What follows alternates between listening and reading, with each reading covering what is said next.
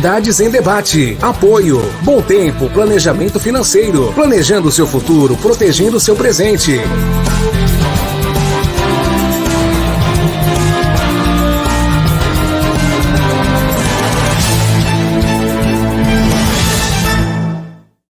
Você tem um sonho?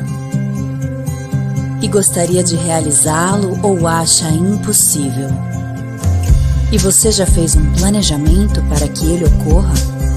E se eu te dissesse que tudo o que você precisa é dar um passo na direção certa? É verdade que não podemos impedir que imprevistos ocorram, mas podemos garantir que eles tenham impactos menores na sua vida. Deixe que nós cuidamos de você.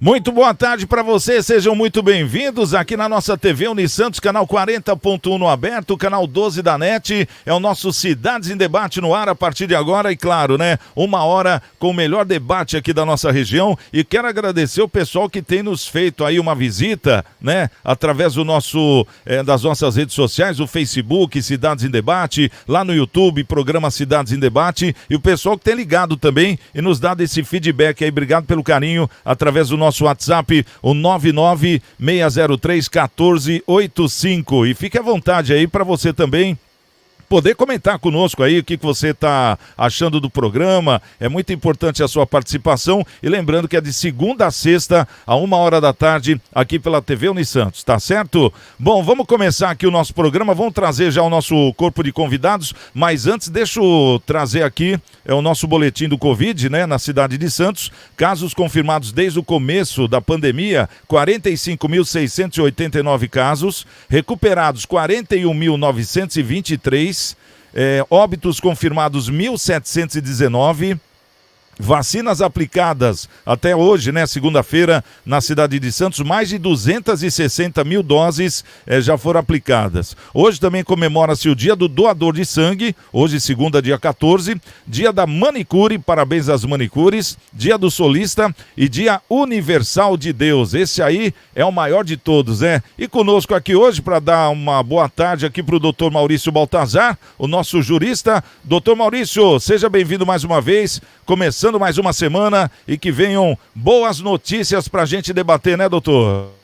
Sim, Santiago, ansioso por boas notícias, ainda mais um dia desse, né? Graças a Deus estamos começando mais uma semana. Espero que o programa de hoje seja de alto nível e que possamos informar melhor ainda a nossa sociedade com uma discussão de bom nível.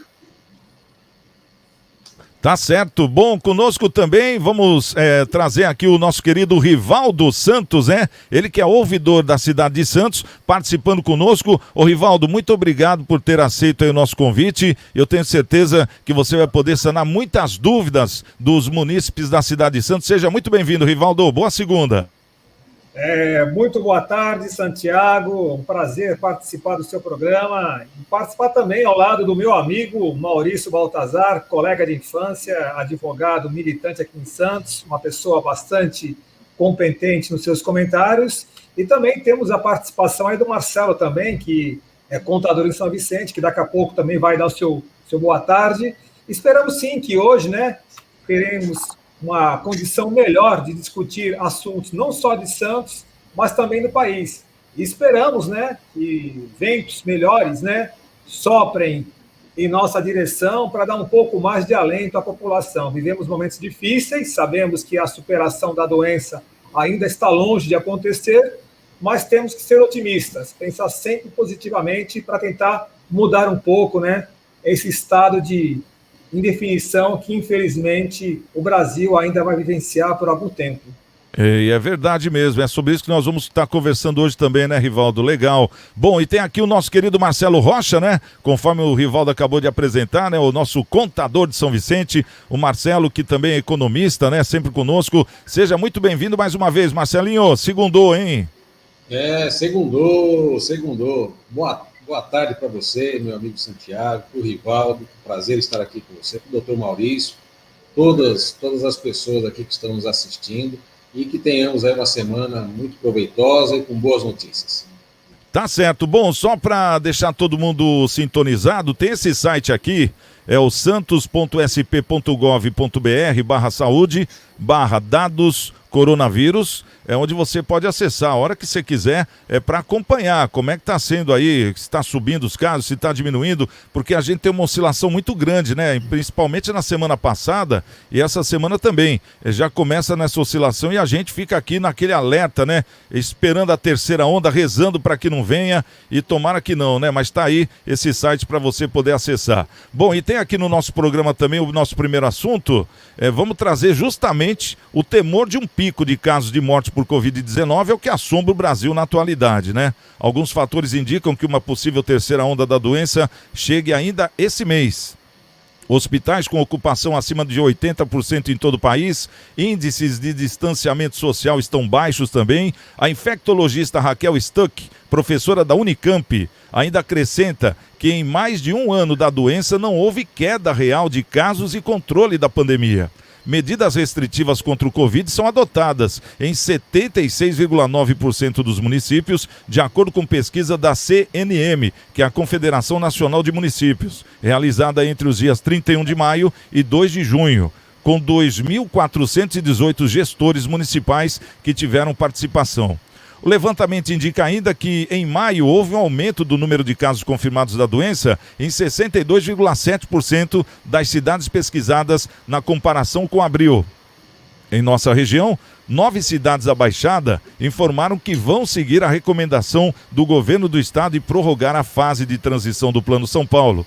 Devido ao aumento do número de internações por conta da Covid-19, as medidas de restrição vão permanecer até o dia 30 de junho. Quer dizer, hoje, segunda-feira, seria o dia que teríamos assim um afrouxamento, vamos dizer, das regras, com 60% da capacidade dos comércios. Isso tudo foi startado, foi parado, né? Foi parado e passamos agora para o dia 30 de junho, quer dizer, vamos ter que esperar mais um pouquinho.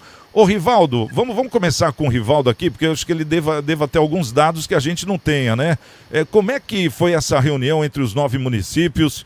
Foi pelo Conseg? O que ficou resolvido? É dia 30 mesmo, Rivaldo? Sim, Santiago, é dia 30, nós estamos aguardando as definições do Estado. O município de Santos tem adotado muita cautela na hora de fazer essa migração de fase. Existe, de fato, uma expectativa muito grande para que a região possa avançar no plano. Mas é importante ressaltar que o momento crítico ainda não passou. Eu tenho alguns dados que podem até evidenciar essa preocupação, né? A cidade de Santos, ela tem hoje cerca de 72% de ocupação dos seus leitos. Ou seja, a nossa margem é ainda muito pequena, uma margem muito limitada para dar segurança aos prefeitos para garantir um avanço na fase do Plano São Paulo, né? Santos, graças a Deus, pelo trabalho que foi realizado, pela abertura de leitos, pelas medidas restritivas adotadas, nós não registramos até agora, graças a Deus, nenhum caso de paciente que ficou sem leitos. Mas nós já sabemos, sim, Santiago, você que está acompanhando de perto esses números, que o risco ainda permanece. Nós temos casos, sim, em regiões do estado de São Paulo, que já há 85%, 90% dos leitos ocupados. E há cidades que já estão com 100% dos leitos ocupados. Eu não vou muito longe, até mesmo São Vicente, aqui a nossa cidade vizinha, né? Praticamente a cidade não tem leitos de UTI à disposição. Ela conta com uma rede regional e Santos é fundamental para dar esse suporte. Tanto é verdade que cerca de 52% dos leitos de Santos são ocupados por pacientes de outras cidades e 48%, às vezes 49% de Santos. Então, o cuidado não é só do santista. Eu sempre falo, não adianta Santos estar bem se São Vicente, Praia Grande, Cubatão e outras cidades não tiverem a mesma cautela. Eu fico muito preocupado, Santiago, eu sei que você faz uma avaliação crítica com relação ao que acontece no Brasil, mas eu fico preocupado quando eu vejo autoridades, né, passando uma mensagem de que tudo já está sob controle, né? Está até querendo agora liberar o uso das pessoas não usarem a máscara, né? Não ter esse meio de proteção. Eu volto a insistir, se a região, se o Estado de São Paulo, se o país não adotarem as medidas preventivas, não investir em vacinas, teremos sim o risco de viver a terceira onda. E o que é pior, né? O impacto na economia é muito grande. Enquanto outros países, como os Estados Unidos, Israel, a Inglaterra, já estão trabalhando já para a retomada das suas atividades numa forma muito mais tranquila, né? Permitindo, inclusive, que as pessoas possam, né, ter mais facilidade de deslocamento, de trabalho. Aqui no Brasil, infelizmente, o nosso índice de vacinação de apenas 11%, esse índice indica que o país ainda vai viver por um bom tempo esse risco de viver a terceira onda, que infelizmente representa um aumento no número de mortes. Então, como ouvidor público, como santista, como uma pessoa bastante preocupada, eu estou muito, mas muito inseguro do que vai acontecer daqui para frente. Quanto à questão do presidente Bolsonaro, eu achei que foi desnecessário ele ter feito isso, na minha opinião. Porque é um momento que a gente não tem que mostrar que o negócio está sob controle, porque realmente nós ainda não tiramos o pé para fora de casa, vamos dizer assim, do jeito que nós gostaríamos, né? Por outro lado, Rivaldo, tivemos aqui na sexta-feira passada o doutor André Pirajá, ele que é de Presidente Prudente. Ele é um especialista renomado no interior de São Paulo, ele que toma conta de todas as UTIs daquela região de Presidente Prudente, e eu passei para ele alguns números da cidade de Santos, e ele ficou de uma forma assim abismado, né, doutor Maurício, positivamente. Ele falou, poxa, vocês em Santos estão bem melhor do que nós aqui, do que toda a região. Quer dizer, o trabalho, e ele até falou, né, eu particularmente pensei que a cidade de Santos estivesse bem pior. Né? Então, quer dizer, o trabalho está sendo feito. Claro que a gente não gosta de ficar trancado, não gosta de usar máscara, mas o meu medo agora é justamente sobre o assunto que ele veio tratar aqui na sexta-feira, sobre essa nova variante que está vindo da China, a tal da Delta, que ele falou que é muito potente e está assustando os próprios chineses, que já estavam sob controle lá. De repente começou a vir um monte de casos de Covid, e da última vez que isso aconteceu lá, nós vimos o que aconteceu aqui no Brasil.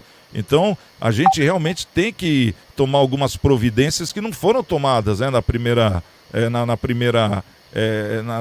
primeiro lockdown que nós fizemos. Por quê? Porque nós não sabíamos como é que é. Mas depois de 1 ano e meio, já dá para saber um pouco. Doutor Maurício, como é que você avalia esse temor aqui? A gente deve ficar preocupado mesmo ou não? Sim, claro. Não podemos pestanejar, né? Temos que continuar com essa regra de distanciamento.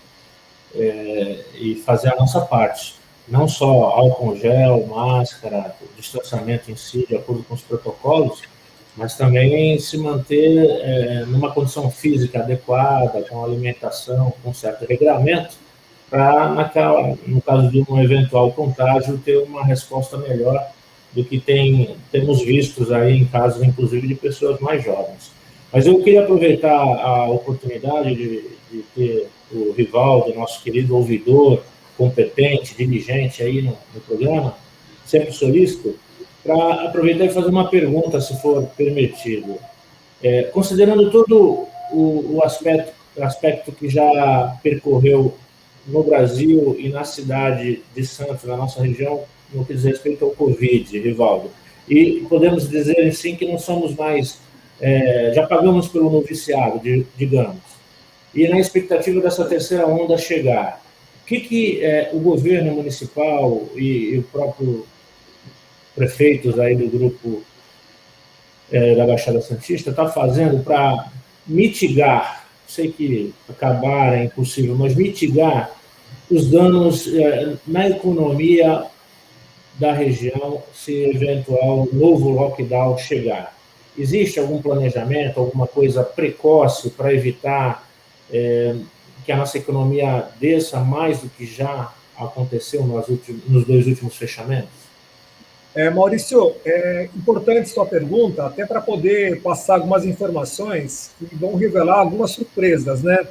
Por incrível que pareça, todo esse impacto da Covid-19, ela não afetou a arrecadação da cidade de Santos. Pelo contrário, Santos conseguiu manter a sua arrecadação e até aumentou, em algum aspecto, o ISS, que é a principal fonte de receita da Prefeitura de Santos. O Marcelo, ele é economista, é contador, sabe que, em decorrência de tudo que aconteceu na economia mundial, a atividade portuária ela se manteve ativa, né? Por quê? Porque precisou fazer muita exportação e importação, e Santos depende muito do Porto de Santos. E nós conseguimos, Maurício, de certa forma, manter o nível de arrecadação. O que preocupa, e é o motivo que a gente precisa, de fato, tentar encontrar soluções, é o aumento de gastos. Os nossos gastos com a saúde, com a assistência, aumentaram de maneira exponencial, porque a gente teve que investir e muito na abertura de novos leitos, contratação de novos profissionais, no suporte que a gente dá também às assistências. Nós criamos uma política de incentivos fiscais, com isenções, com remissões, com benefícios, enfim. Então, para a gente dar um suporte à população que, de fato, foi a mais afetada, a região teve que, sim, gastar mais. Em termos de arrecadação, nós conseguimos manter e até aumentar, mas em termos de despesas, as nossas despesas aumentaram. Nós temos uma política, que é importante destacar, que é focada muito na prestação de serviços. Hoje, mais de 60% do que Santos movimenta na área de arrecadação e também na área de empregos depende de serviços, Maurício. E hoje, se a gente não tiver uma retomada total da nossa economia no país, não adianta Santos estar um pouco acima da média estadual, porque também acaba sendo responsável por toda a economia regional. Hoje, mais de 50% dos empregos da Baixada estão em Santos. Então, nós temos, sim, uma grande importância econômica, não só aqui no município, mas em toda a região. E o que o governo de Santos está fazendo? Primeiro, dialogando, conversando. Nós temos um comitê de retomada econômica que participam profissionais da área da saúde e também empresários. E o nosso papel nesse momento é conscientizar os empresários que essa retomada não depende apenas da prefeitura, do poder público, mas principalmente também de investimentos, de conscientização. É um trabalho que eu acredito que ainda vai demorar a acontecer, porque nós não sabemos qual será o impacto dessa terceira onda. E até para poder ajudar no debate, né, e levando, de repente, a palavra para o Marcelo, é saber como as outras cidades, como que o empresário, ele que é economista, né, ele que faz parte também desse processo de acompanhamento das empresas, como que a economia regional ele tem visto como economista e contador. E isso que, de fato, a gente se preocupa, né, que houve uma grande reviravolta na economia e quem mais paga a conta nesse processo são as pequenas e as microempresas. Pode falar, Marcelinho. O Rivaldo foi pontual aí nas colocações, né? O Santos tem um privilégio aí, tem o privilégio de ter o Porto, né? E o Porto realmente ele teve um acréscimo de movimentação por conta exatamente das exportações. Vide aí o PIB, que mesmo com o problema pandêmico, está crescendo, né? O PIB está em evolução positiva, né? Só que se você olhar o nível de desemprego, também está em evolução, né? Só que aí é negativa porque está aumentando o número de desempregados, né? Por que isso acontece?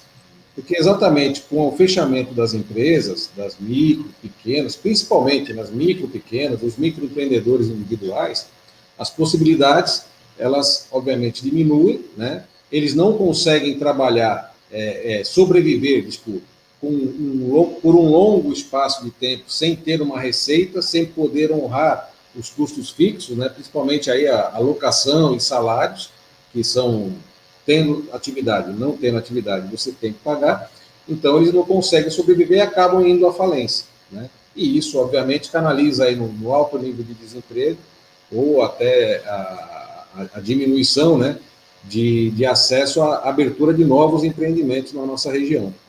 Agora, com relação à Covid, Infelizmente, não sei se os colegas que estão aqui participando têm a mesma visão, mas quando eu ando pela orla marítima, né, das cidades aqui que eu tenho mais acesso, que é Praia Grande, São Vicente, Santos, nos finais de semana, a movimentação tá bem interessante, está bem grande, né?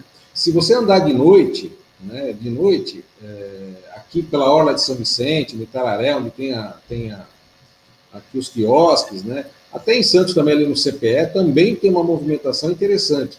E aí, o que acontece, né? A população precisa se conscientizar disso também, ela tem que atuar também para ajudar, né?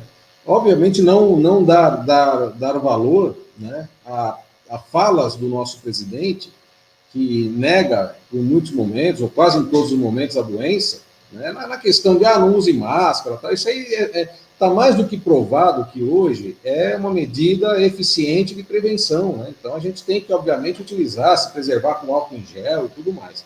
Então, as pessoas precisam se conscientizar, o poder público, pelo que o Rivaldo comentou agora, Santos está fazendo o trabalho de casa, que é exatamente se planejar, se preparar, porque a próxima onda ela está aí já, né? Na verdade, não tem, acho que nem acabou a segunda onda ainda, né?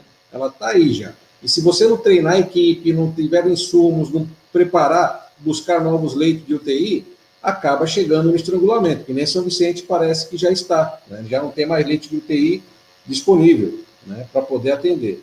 Então tem que avançar na vacinação, o poder público tem que utilizar isso aí do critério de vacinação ativa, né, buscar onde estão as pessoas aí que não se vacinaram ainda, procurar aumentar o nível de vacinação, claro, com aquilo que tem de disponibilidade, para podermos aí tentar diminuir o nível de contaminação e, obviamente, o acesso aí às redes hospitalares para evitar o estrangulamento. Mas eu acho que só a questão da vacinação mesmo, porque agora parece que o G7 liberou mais de 1 bilhão de doses. Eu fiquei até pensando, poxa, mas eles tinham isso em estoque, né, e não deram antes, né? 1 bilhão de doses. Isso aí vale uma CPI, né, doutor? Para distribuir para os países que ainda não conseguiram vacinar a sua população. Então o Brasil é o alvo principal, né, dessas 1 bilhão de doses que chega assim numa hora exata, né? Porque conforme o próprio Rivaldo falou, o Brasil não chegou nem a 20% ainda de vacinados, né? Então, para emendar na terceira onda, né, Marcelo? É que nem mixagem de música, né? Já está saindo de uma e já entrando na outra, que é o que a gente nota. E a gente não vê um refresco aí para o comércio, justamente por causa da pandemia.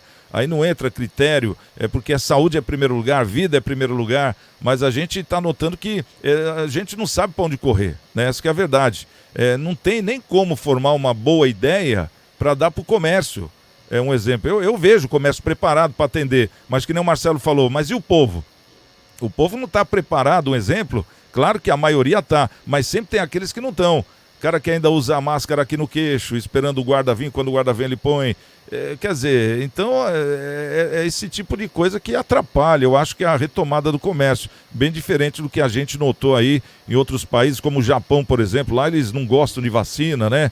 Porque em 1970 foi feita uma vacinação, morreu um monte de gente, então de lá para cá eles adotaram isso como um negócio deles, não, vacina não, e mesmo assim está controlado, né? Por quê? Porque eles têm aquela cultura de um ajudar o outro, né? Uma coisa que está faltando aqui no Brasil. Tem mais alguma pergunta aí, doutor Maurício, ou vamos para o próximo tema? Vamos para o próximo, que esse já foi exaurido, Santiago. Tá certo. Bom, eu quero avisar também que o pessoal que está nos assistindo, esse endereço aqui é daquela campanha que a gente está fazendo para dar uma turbinada aí no pessoal que de repente tem um pouquinho de alimento aí que possa doar. Doe para a campanha da sua rua, 1 quilo de alimento que seja, da sociedade de melhoramento, do seu clube, do grupo de amigos, do pessoal da academia, da sua escola, da sua igreja. E eu deixo esse número aqui disponível também, o endereço é uma referência, é a Igreja Coração de Maria, e é lá da Paroquial da Coração de Maria, esse número 32237381, porque tem muita gente que tem alguma alimentação, alguma cesta básica, mas não tem como levar, né? Então, dá uma ligadinha nesse número que o pessoal da Paroquial vai marcar um horário com você, vai até a sua casa, busca tudo, fica tranquilo que eles já têm até para quem doar, né? Muita gente está sendo beneficiada, pessoas que realmente estão passando por grandes dificuldades, famílias inteiras, né? Então esse número pode ser uma salvação aí para muitas famílias. 3223-7381 é o nome da nossa querida Bebeca, só falar com a Bebeca lá. Bom, e a gente fala de família, de repente vem uma notícia dessa aqui, né? Essa aqui eu falar para você, não tem como deixar passar batido, porque acho que é o limite do amor, né? A mãe e o filho, é o amor maior que eu vejo em terra, né? E de repente a gente se depara com uma notícia dessa, que já levanta até um monte de hipóteses, né? A gente vai comentar. Uma mulher perdeu a guarda do filho de apenas 2 meses após deixá-lo em uma boca de fumo em Mato Grosso. A polícia resgatou o bebê na cidade de Pontes de Lacerda, 487 quilômetros de Cuiabá, isso na semana passada. De acordo com a Polícia Civil e a Polícia Militar, a mãe tem 28 anos de idade, é usuária de drogas, deu o bebê para o traficante como garantia de que voltaria para pagar uma dívida contraída com eles. Uma denúncia feita ao Conselho Tutelar, que com o apoio da Polícia Militar foi até o ponto de venda de drogas e resgatou a criança. E a criança, no momento que eles chegaram, estava com 2 mulheres em uma casa no bairro residencial de Vera. Bebê de apenas 2 meses foi abandonado pela mãe em uma boca de fumo. Segundo disseram as mulheres, né? As mulheres não assumiram que haviam aceitado a criança como garantia e alegaram que a mãe havia apenas pedido para que cuidasse do bebê. Quer dizer, teve uma contradição ali e as 3, né? Foi feito o levantamento da ficha das 3 e as 3 mulheres possuem antecedentes criminais. As 2 que estavam com o bebê e uma terceira, isso em Mato Grosso. Bom, resgatada, a criança foi levada ao lar de apoio à criança, lá da cidade. Foi aberta uma investigação para apurar o crime previsto no artigo 238 do Estatuto da Criança, que diz: prometer ou efetivar a entrega de filho ou pupilo a terceiro mediante pago ou recompensa é crime. Doutor Maurício Baltazar, essa causa é sua, doutor Maurício. Como é que você vê isso aí, uma mãe entregar o filho como garantia? Pois é, né, Santiago? É lamentável uma coisa dessa. Eu queria fazer um seguinte raciocínio com vocês, membros da mesa, e com a sociedade que nos ouve. 28 anos apenas a mãe. A pena para um crime dessa natureza, segundo o artigo 238 do ECA, Estatuto da Criança e do Adolescente, começa de 1 a 4 anos. Vamos supor que ela pegue a pena máxima, 4 anos. Com 32 anos, que ela pegue e cumpra, né? Geralmente sai com um pouco mais cedo. E ela sairia com 32 anos, ainda na condição de ficar grávida e ainda viciada por droga, porque a gente sabe que a nossa cadeia, nosso sistema prisional não recupera ninguém, em muitos casos até pior. Ela virá às ruas de novo com 32 anos, certamente ficará grávida de novo, vai ter outro bebê, e aí vai virar um ciclo vicioso, que é o que a gente está acostumado a vivenciar no dia a dia aqui na advocacia, casos semelhantes, não tão graves assim, dando a criança como garantia de um pagamento de droga, mas também de várias crianças largadas aí por falta de condição, falta até de... perdeu, né? O vício tira a razão desses viciados, tem um monte de gente aí andando pelas ruas e nos prova. Então, eu penso que a nossa sociedade, além do combate do tráfico em drogas, que é o concurso, né? Isso todo mundo sabemos que estamos perdendo essa guerra, mas a gente precisa pensar também em algo mais, né, como o controle de natalidade para esse pessoal. Levando em referência a China. A China está voando aí, né, economicamente falando. E lá toda a sociedade tem controle de natalidade. Por que uma sociedade como a nossa não pode fazer pelo menos um controle parcial daqueles que não têm condição econômica de ter filhos, aqueles viciados, enfim, porque é um preço muito caro que toda a sociedade, todo o país está pagando. E, pior do que isso, essas crianças, qual o futuro dessas crianças nascendo nesse estado de condição, enfim. Eu penso que está na hora, o brasileiro, do modo geral, está na hora de refletir sobre o tema. É claro, tem um aspecto religioso, mas já perdemos a mão, já deveríamos ter decidido a esse assunto. E eu defenderia, sim, o controle de natalidade para essa situação. O controle de natalidade, ele não é provado por uma série de segmentos da sociedade, né? Uma série de coisas, mas o controle de natalidade que eu digo, nesse caso de fazer laqueadura, né? Mas tem que existir alguma coisa. Eu imagino o Rivaldo, né, como ouvidor da cidade, que ele já deva ter aí visto muitos assuntos, né? Porque a gente vive, não só a cidade de Santos, isso aí foi lá em Mato Grosso, quer dizer, o Brasil todo, se você for além, você vai ver que é o mundo todo. Tanto que a droga hoje é o maior ganho do mundo, né? É a droga, porque muita gente é viciada. E a gente vê o problema que causa isso, né? A indigestão que é lidar com esse tema. Porque tem aqueles que não aprovam, tem aqueles que aprovam. A própria sociedade fica dividida, né? Porque aquele negócio, a pessoa sempre conhece alguém que é um drogado, enfim. Agora, o que me chama a atenção aqui, Rivaldo, é a mãe entregar o filho como garantia, né? Isso aí é uma coisa que eu nunca pensei na minha vida que eu fosse dar uma notícia dessa. Então, Santiago, na verdade, eu concordo plenamente com o Maurício quando ele fala que é necessário... Alô? Pode falar, Rivaldo. Que deu aqui um branco aqui, então. Acho que é necessário ter um controle. Eu só fico um pouco preocupado, porque o controle, na verdade, ele já existe, né? Nós temos aqui em Santos uma política de acompanhamento dos dependentes químicos. E essas mulheres que são mães, que são dependentes químicos, elas são acompanhadas, ela tem um acompanhamento por uma equipe de abordagem, inclusive muitas delas nós temos o cuidado de quando há uma situação de que é gravidez recorrente, porque muitas vezes é importante até explicar um pouco o que acontece, né? Eu conversei com uma profissional que atua diretamente com essas mulheres. O que ela explicou? Ela fala que não é só a questão da falta de controle de natalidade que envolve a gravidez dessas mulheres, é que elas também entendem, e de fato, quando elas estão na situação de gestante, elas se sentem mais protegidas, mais acolhidas, e elas são muito mais assim, vistas de uma outra maneira pelas pessoas. O fato da dependente química estar no estado de gestação, ela recebe maior atenção. Então, psicologicamente, a gestação faz com que ela se sinta mais protegida perante a população, porque ela apenas, como uma usuária de drogas nas ruas, ela é apenas uma usuária de drogas. Quando ela é uma usuária de drogas e está numa condição de gestante, ela tem maior aceitação de outras pessoas. Então, isso também é uma questão psicológica. Então, muitas dependentes químicas, às vezes, não tomam cuidado na prevenção, embora tenha até o acompanhamento, e existe acompanhamento aqui em Santos, em razão dessa situação. E muitas delas, depois que têm os filhos, acabam até doando os filhos, levando para adoção. O que é importante colocar, e tão importante quanto o controle de natalidade, é a gente fazer uma política de prevenção e de controle das drogas que nós temos aqui à disposição. Hoje é muito simples. A gente aqui no centro, o Maurício trabalha aqui no centro, o Marcelo está em São Vicente também, conhece a nossa realidade. Hoje é muito fácil você adquirir uma droga, né? Você com R$5, você compra 2 ou 3 pedrinhas de crack aqui do lado mesmo. É muito rápido você comprar, é muito fácil o acesso a drogas, né?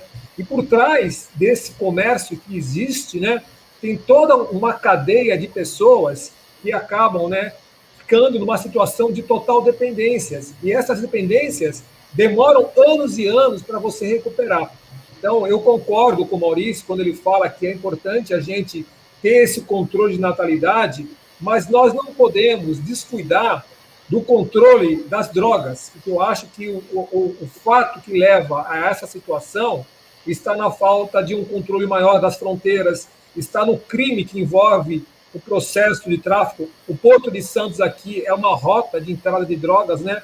Tanto é verdade que os principais chefes dessas organizações criminosas estão aqui na Baixada Santista, né?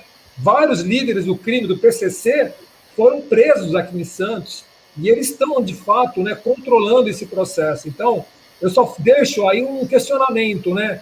Será que a preocupação maior deve estar no controle da natalidade, que de fato é um problema sério, ou na falta de controle dessas drogas que, infelizmente, é que levam tudo isso, né? É essa pergunta que eu deixo no ar. Não, mas é a grande verdade. A gente vê que o crime, né, o nome crime organizado, os próprios traficantes, o modo como eles trazem droga, cada vez se reinventando de uma maneira que a gente nem imagina, né? Droga no meio de papel, dentro do papel, quer dizer, umas coisas que você não imagina. E hoje tem a tecnologia, tem lá o raio-x, né, que pega o container, que vê o que tem dentro, tem a contrapartida também. Mas o negócio é muito avançado, né? Isso é o que preocupa. E você vê, né, por outro lado, uma criptomoeda, né, onde a pessoa pode colocar lá o que quiser de dinheiro e não é indagada, né? Então, quer dizer, isso tudo, né, o Rivaldo, vem de uma série de setores, né? Uma série de setores para tentar organizar, onde chega no final, que é essa pessoa aí que simplesmente dá o filho como garantia. Como é que você vê isso, Marcelinho? Olha, Santiago, vendo e ouvindo, né, você passar essa informação, o coração começa até a apertar, né? Quando você vê a situação da criança e tal, claro que a mãe induzida aí, exatamente pelo que o Rivaldo falou, o uso das drogas, né, tira todo o senso de ser mãe, né, da jovem que praticou isso daí. Agora, tem também, acho eu, né, que falta muita informação às vezes também, viu, Santiago? A gente vê casos aí de crianças sendo colocadas aí, jogadas fora, né? Crianças sendo jogadas fora, recém-nascidas, colocam em sacola e colocam na beira de rio, de valas, alguma coisa assim. Às vezes as pessoas não sabem, né? Mas o Estado, ele dá a garantia, o doutor pode até comentar aí, ele dá a garantia de você não quer o filho, então tá bom, então nós vamos cuidar, mas não vai jogar fora a criança, né? Então as pessoas mais humildes, de repente, não têm esse acesso, esse conhecimento de informação, né? Ainda bem que o Conselho Tutelar atuou rápido aí para poder angariar essa criança, para dar um encaminhamento, né? Você imagina, né? A criança ainda talvez não tenha nem senso do que está acontecendo ao redor dela, mas se essa informação chega para ela depois que ela tem uma certa idade, né? Qual será a reação dela? Como é que será que ela vai atuar, né? Então, o que o Rivaldo falou, o doutor também falou, tem que haver o controle aí das drogas, né? As drogas, o próprio nome já diz, né? É uma droga, né? Então, se de repente houver aí alguma forma de gerenciar isso daí para que não chegue cada vez com mais energia nos nossos jovens, eu acho que é importante nesse processo, e também um processo informativo, aí de acompanhamento das secretarias de assistência social e tal, porque os locais que ficam essas pessoas drogadas, eles são sabidos, são conhecidos, né?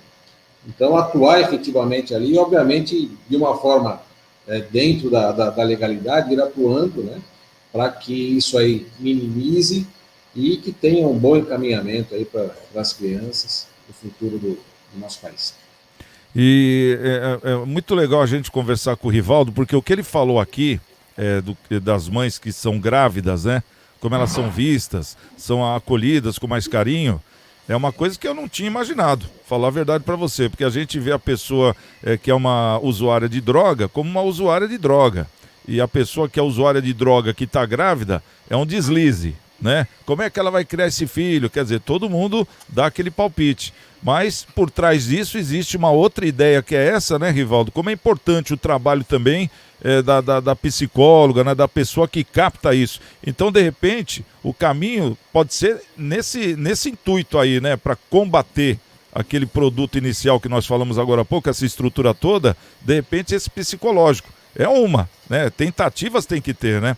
Bom, vamos fazer o seguinte, 2 minutinhos para a gente tomar um gole d'água, já tô de volta, aí eu vou trazer aqui o Rivaldo, nosso ouvidor da cidade de Santos, e nós vamos fazer um monte de pergunta para ele sobre a cidade, né, porque tem como o pessoal participar e um monte de coisa aí, muita gente não sabe, então já estamos de volta aqui no nosso Cidades em Debate. Você tem um sonho? E gostaria de realizá-lo ou acha impossível? E você já fez um planejamento para que ele ocorra? E se eu te dissesse que tudo o que você precisa é dar um passo na direção certa? É verdade que não podemos impedir que imprevistos ocorram, mas podemos garantir que eles tenham impactos menores na sua vida. Deixe que nós cuidamos de você. Bom, já estamos de volta aqui no nosso Cidades em Debate. Ô, Rivaldo, vamos fazer aqui uma série de perguntas para você, porque tem bastante coisa interessante que a gente ficou sabendo. E é até bom trazer você sempre aqui no programa, porque para deixar o pessoal bem orientado, né? O Rivaldo, ele é ouvidor aqui da cidade de Santos e tem várias campanhas, vários projetos que já estão em andamento. Tem o OPA, tem a Ouvidoria Rosa, tem o PDR, Controle de Qualidade, Aluno Ouvidor, Mediadoria, né? Vamos começar falando aqui, o Rivaldo, do OPA. O OPA é o Orçamento Participativo, né? E nesse projeto parece que o cidadão, né, o munícipe, ele tem a oportunidade de poder participar diretamente nas preferências aí dos investimentos que a prefeitura vai fazer. Conta um pouquinho pra gente, como é que funciona isso? Então, Santiago, o OPA, que é Orçamento Participativo Amplo, é um projeto da prefeitura que nós retomamos em 2013. Era um projeto que já foi implantado em Santos na década de 1990 e que agora, este ano, tem uma novidade. O que nós criamos nesse processo? Até para ampliar a participação. As secretarias, elas propuseram projetos que elas consideram estratégicos e importantes no valor de até R$300 mil. Então, cada secretaria indicou projetos que têm o custo total de até R$300 mil, e esses projetos foram colocados à votação. Então, tem projetos na área da saúde, educação, cidadania, cultura, esportes, enfim. E esses projetos, eles podem ser votados pela população, pelo site da Prefeitura de Santos. Basta entrar no site www.santos.sp.gov.br e conhecer os projetos. Vai lá na pesquisa e coloca orçamento participativo. Vão aparecer 65 projetos, os 10 mais bem votados serão os escolhidos para serem financiados no valor total do projeto de R$3 milhões. A votação termina no dia 16/7. O que é importante destacar? Mais importante, o Santiago e ouvintes, né, que queiram participar dessa votação, é entender que quem define as prioridades não é apenas o poder público, é a população. Então, a população precisa entender que as prioridades, os investimentos, tudo aquilo que envolve a cidade, o seu planejamento, ela tem que ouvir a parte interessada, que no caso é o cidadão, e fazer com que esse orçamento represente os anseios da população. Então, esse projeto, que envolve R$3 milhões, é um pequeno passo para que a população possa compreender o que é o orçamento e como ela consegue influenciar nas prioridades da cidade. Então, quem quiser participar, é só entrar no site e até o dia 16 de julho a votação está aberta.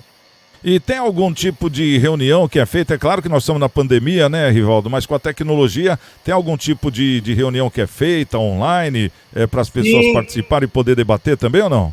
Sim, o Santiago. Na verdade, esses projetos eles estão à disposição por meio do nosso site de votação, mas nós fazemos também uma discussão nos conselhos municipais, né? Então, nós temos o Conselho da Saúde, o da Educação, o da Transparência, da Cultura, e esses conselhos também ajudam a promover a discussão dos projetos, né? Então, é a oportunidade de não só indicar as suas prioridades, como também fomentar o debate, né? Nós sabemos que agora com a pandemia temos algumas restrições de reuniões presenciais, mas a internet está aí para permitir essa participação.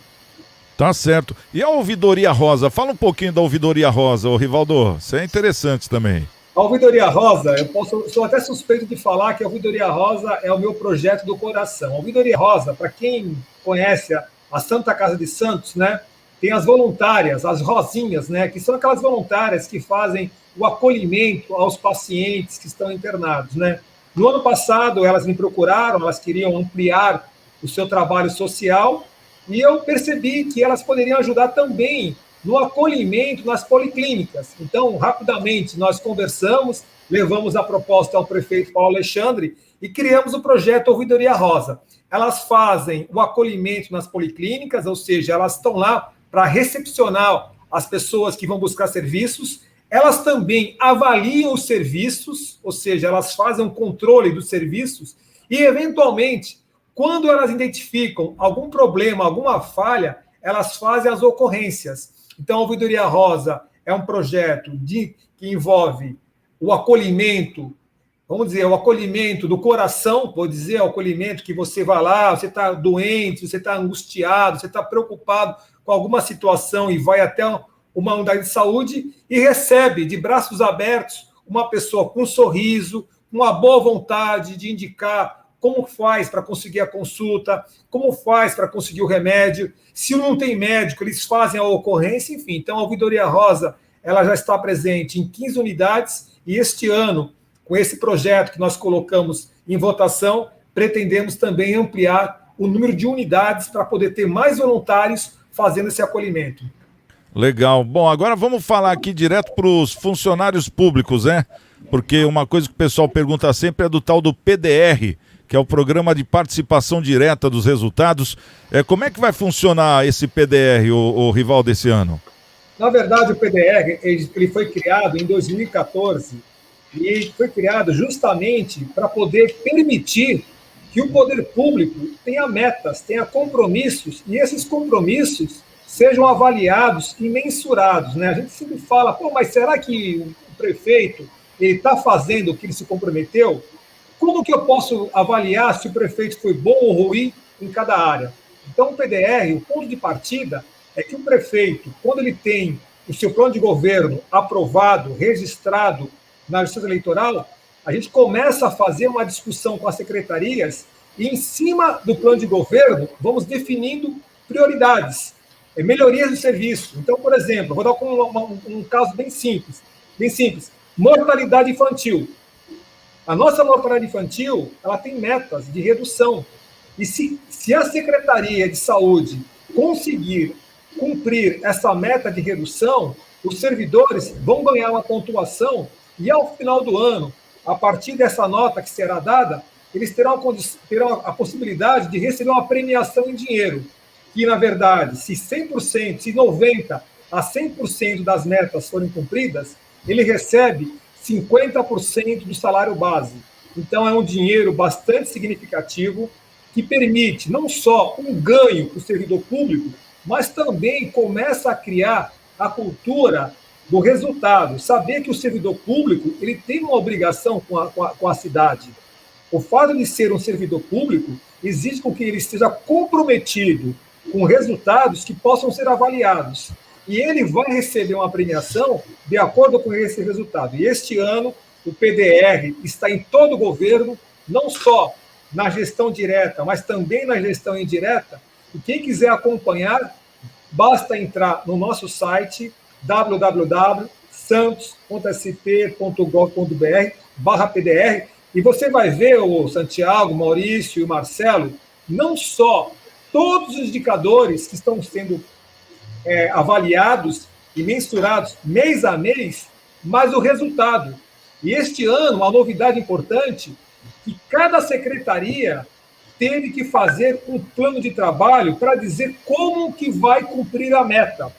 Então, se a meta, por exemplo, é ampliar o número de atendimentos a gestantes em situação de risco ou dependência química, como foi o tema tratado, mês a mês, a secretaria tem que informar o que ela fez, o que ela não fez e o que ela deve fazer para atingir a meta. Então, é um programa que permite fazer com que o servidor público tenha o seu reconhecimento, mas, ao mesmo tempo, avaliar a gestão do prefeito.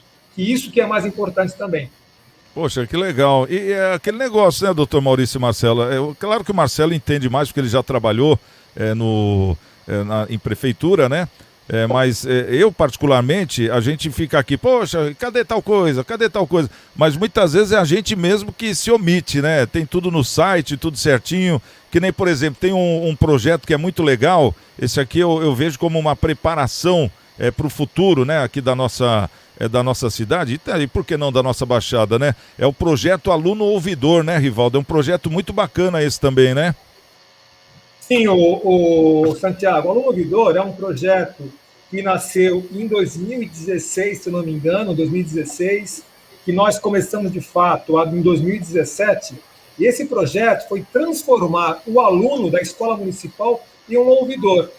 Então ele faz o papel de ouvidor na escola, verificando se a escola está em condições de conservação adequadas, se o professor está comparecendo regularmente, se a quadra esportiva ela está com os equipamentos e toda a condição de estrutura para funcionar da maneira correta.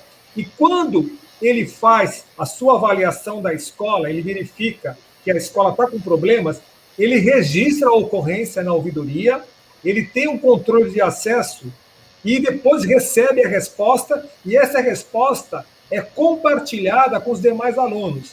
E o mais interessante desse processo é que ele faz a construção da solução. Nós fazemos também a mediação. Vou dar um exemplo claro.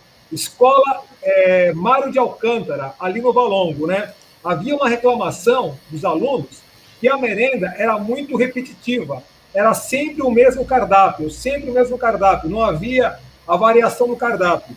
O aluno ouvidor fez a reclamação, nós marcamos uma mediação, chamamos a nutricionista da escola, a diretora da escola, a responsável pela compra de todos os produtos da merenda escolar e os alunos. E fizemos a mediação, discutimos o cardápio, por que não havia esse cardápio variado, qual era o motivo, qual era a razão. E a partir dessa mediação que os alunos participaram, houve uma pesquisa de satisfação e melhorou a aceitação da merenda escolar. Então, para você ver, a partir de uma reclamação, gerou toda uma discussão do aluno e dos gestores públicos, e a partir disso, o poder público pôde conhecer o problema e rapidamente encontrar uma solução. Então, esse Programa Aluno Ouvidor, para mim, é um programa de cidadania. É fazer com que o aluno entenda que ele é o protagonista da ação, ele não depende, sem desprezar o papel do vereador, do secretário, enfim, de liderança, ele não depende de ninguém. Se ele tiver o conhecimento dos canais de participação, dos canais de cobrança, e saber que ele pode influenciar na decisão, ele faz tudo isso de maneira direta. Então, é um programa que eu entendo, que eu fiquei surpreso. Eu ouvi uma criança de 11 anos de idade pegando o microfone numa audiência pública com o prefeito e fazendo questionamentos com um nível de conhecimento que eu, com 20 anos de idade, não tinha. Uma criança com 11 anos de idade, ela argumentando com o prefeito. Chegou um ponto, rapidamente, Santiago, o aluno falou o seguinte: olha, eu entendo que muitas vezes a merendeira, às vezes ela não teve um bom dia, então às vezes ela não está inspirada em fazer a alimentação, mas é importante conversar com ela, saber o que está acontecendo. Então, imagine a maturidade dessa criança e compreender que também, do outro lado, tem pessoas que podem ter um dia que não foi muito bom e, com isso, influenciar no seu trabalho. Então, a gente percebe que essas crianças, cada vez mais, quando têm a oportunidade de participar, eles são muito conscientes. Então, eu sou muito crítico quando falo o adolescente, o jovem, é alienado. Ele não é alienado. Muitas vezes ele é desinformado e não tem o estímulo de participar. Quando ele tem um canal de participação, ele participa com qualidade e muita competência. Exatamente isso, quer dizer, é tolhido, né? A nossa geração foi tolhida, porque é aquele negócio, tem um buraco na minha rua, o que eu faço? Chama o vereador do bairro, aí você vai, marca a hora com o vereador escuta você, não te atende, porque ele esquece. Quer dizer, hoje não, hoje é muito mais prático, né, Rivaldo? Diz uma coisa, na ouvidoria, todas as reclamações são respondidas, elas entram no sistema, elas têm lá o protocolo, como é que funciona? Eu entendo que a ouvidoria, ela tem que ter 3 R's. Registrar, responder e resolver. Em 2016, quando entrei na ouvidoria, o nosso tempo médio de resposta era de 150 dias. Por quê? Porque não havia a obrigatoriedade de responder. As pessoas registravam a ocorrência e o poder público não tinha essa obrigação. Então, acontecia que tinha centenas de ocorrências sem resposta. Nós criamos um decreto, o decreto 7584 do prefeito Paulo Alexandre, colocando prazo de 3 a 15 dias de resposta. E criando também a condição de, caso não tenha resposta, poder abrir sindicâncias e inquéritos. E abrimos mais de 15 sindicâncias e inquéritos para apurar e punir os servidores que não responderam. Hoje, a nossa média que foi de 150 dias, em média, entre a ocorrência e a resposta, está em 16 dias. Ou seja, de 150 dias, caiu para 16 dias. E agora o nosso desafio principal não é só responder, é o terceiro R, é resolver. E resolver, eu acredito, um projeto que você pode até depois questionar mais, que é a mediadoria. Nós criamos a mediadoria municipal, que é fazer mediação. Nós chamamos as partes envolvidas, as secretarias, os munícipes, para tentar encontrar uma solução. O doutor Maurício, que é advogado, conhece muito bem a mediação. Não adianta, muitas vezes, você impor uma decisão. Às vezes você acha que impor uma decisão, uma sentença, vai pacificar o conflito. E não pacifica. Às vezes até aumenta o conflito, né? Quando você cria mediação e as partes chegam ao entendimento, né, a gente consegue resolver o conflito e, com isso, pacificar. Então, por isso que eu acho que é importante que, cada vez mais, diante de tudo que está acontecendo no Brasil, a gente precisa pacificar o conflito. E pacificar o conflito, eu entendo que a mediação, e a gente sabe que na justiça, a justiça investe muito em mediação para tentar eliminar ou reduzir muito a quantidade de processos judiciais. A gente sabe que esses processos judiciais demoram anos e anos, e muitas vezes, quando tem a decisão final, as partes ainda estão em litígio. Acho que até o doutor Maurício e o próprio Marcelo também, que defende muitas empresas, atua na área comercial, sabe que isso é comum no Brasil. A burocracia judiciária faz com que esses conflitos se tornem eternos, né? Tá certo. Só a última pergunta para o Rivaldo, nosso tempo está acabando, mas eu não posso perder ele aqui, viu, Marcelinho? E doutor, não posso perder o Rivaldo, porque é uma visita que a gente está necessitando até para o pessoal que está assistindo. Tenho certeza que muitas dúvidas estão sendo sanadas. Ô Rivaldo, fala para a gente, porque nós estamos na pandemia, né, sobre a isenção e o perdão de dívidas. Tá ativado isso aí ou não?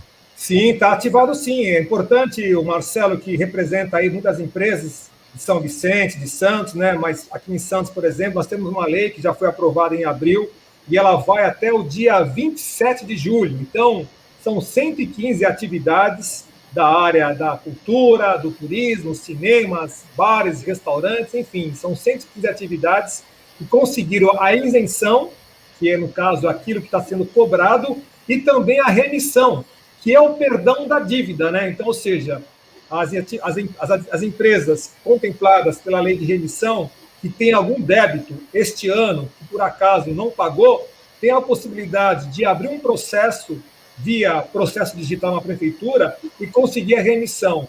E o prazo termina agora no dia 27 de abril. Muitos bares, muitas lanchonetes, muitas casas de eventos, 27 de junho, ouvidor? Julho, tá. É que saiu abril. Julho. Você entra no nosso site, vou repetir novamente, www.santos.sp.gov.br, vai lá na lupinha da busca, coloca isenção, remissão com 2 S.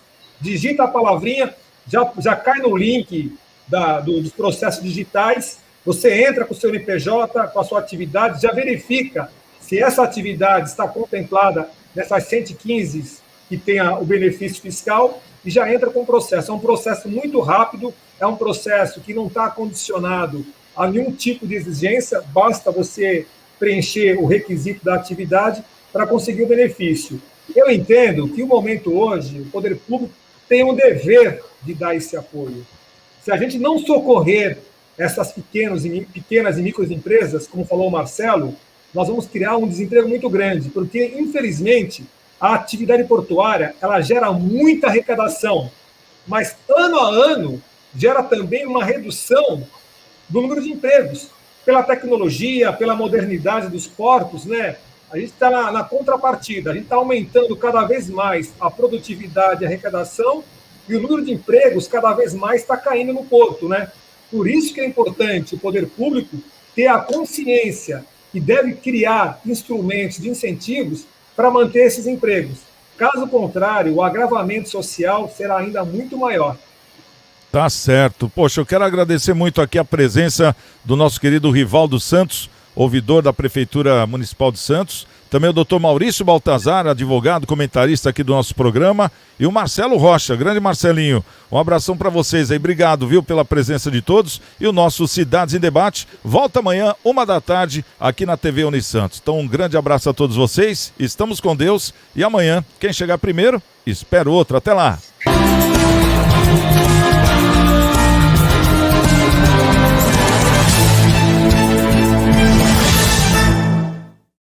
Você tem um sonho?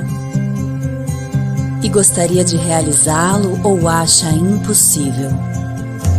E você já fez um planejamento para que ele ocorra? E se eu te dissesse que tudo que você precisa é dar um passo na direção certa? É verdade que não podemos impedir que imprevistos ocorram, mas podemos garantir que eles tenham impactos menores na sua vida. Deixe que nós cuidamos de você.